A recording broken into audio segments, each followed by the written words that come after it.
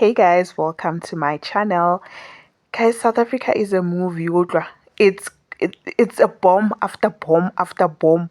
There's no rest in South Africa. Expect the unexpected. Like on a Sunday, nje, Lieutenant Mkhwanazi was like, I'm dropping files. I'm dropping files about the crime, the rot, the corruption that is happening in the South African police service.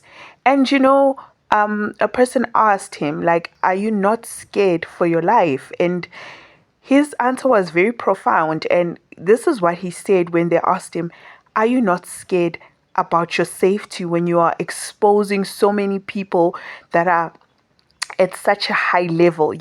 I mean, people will assassinate you here in South Africa. So are you not scared? And this is what he had to say. And I just want to say that, you know what, you take your job seriously. You are a man of honor. So listen, guys, to what he had to say. Evidence is retrieved from one of the criminal syndicates, which makes it clear that there's a communication between the minister and these people. The very same minister goes on record on a teleconversation he's having with someone else, where he says, I know this is my comrade. Whereas he has said in Parliament he does not know the person. We see on the records communication of this Lieutenant Mkhwanazi together with an accused. The communication that involves police things amongst them is to deal with Mkhwanazi and Khumalo. Amongst them is to expeditiously applying disciplinary regulations of the South African police deal with Mkhwanazi. That's why there's a call in public from a person that I will not necessarily mention his name, that the National Commission must bypass the disciplinary regulations of the service, must simply suspend these people because they are arrested. Why is that call? It's a call that is putting more pressure to make sure that the crime intelligence is handing over to the criminal syndicates. That's what it's about. So the people make calls and they disregard that which is a rule in the organization. You commit a misconduct, produce a report as an arresting authority to the executive authority or to the leader of that institution and say, this person was arrested for A to Z. And what comes after next is an internal investigation that must happen to establish whether do we keep this person in that environment or not. If we keep this person, will it not interfere with the investigation or not? But those powers are taken away from the National Commission who's supposed to do that by the court, by magistrate, who says you must not go there. So automatically it means the court have now taken the role of the National Commission dealing with the disciplinary matter by suspending people. The National Commission is confused. And now what does this court mean? That's why today the National Commission has not appointed anyone. So which means a whole week has gone by, this country is suffering, there's no head of crime intelligence.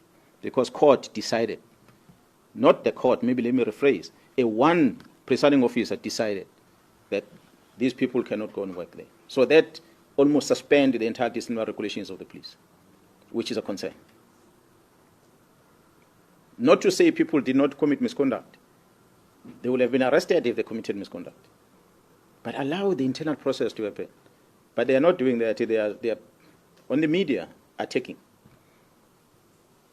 Another question.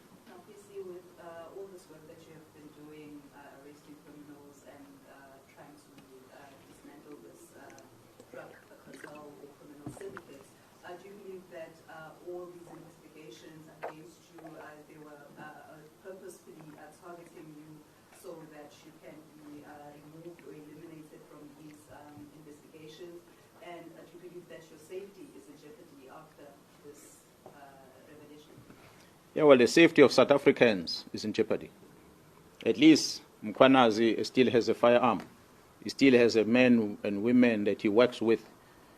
He can still somehow protect himself. There are men and women out there that are vulnerable. They've got no one to protect. So we can't be worried about our own safety. We must worry about the safety of the citizens. So ours is to go out there and lay our life to protect them. That is my only concern right now.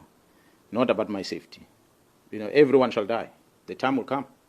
If it comes, it comes. But if an enemy comes to you, attack the enemy. Don't allow the enemy to take advantage. You can't just lie with your arms in your hands like that. You have to fight. So that's what we are doing now in KZN, and we shall fight. And this fight is very big. So it needs people who are committed, people who are not worried. No, they're going to chase you. They're going to arrest you. Get out of that prison and fight. They're going to suspend, they're going to dismiss you, they can get you out of the police. When you're out of the police, join men and women in the private sector that are dedicated in dealing with this criminality and fight from outside. That's why we're calling on them to also join us to fight. That is not going to stop. So I'm not worried about my safety in as far as these investigations are concerned. I said I must ask one question at a time. What is the other one that was prefacing? Thank you so much, because you forgot as well.